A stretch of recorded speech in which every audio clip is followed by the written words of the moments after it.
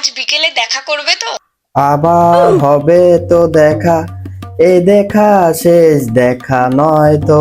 তার মানে দেখা করবে না? তাহলে বলেছিলে কেন দেখা করবে? আমি তোমার কাছে ফিরে আসব, তোমায় আবার ভালোবাসবো।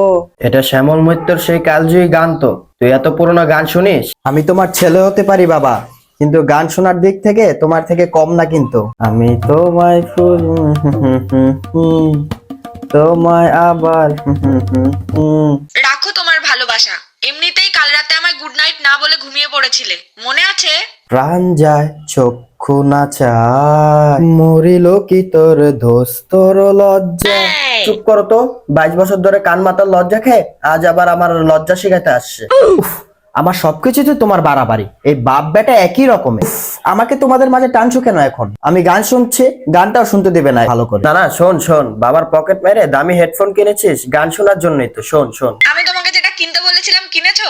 না হলে কিন্তু আর কথাই বলবো না, দেখবে সব দিক থেকে ব্লক করে দেবো, তখন বুঝবে। বোঝে না সে, বোঝে না।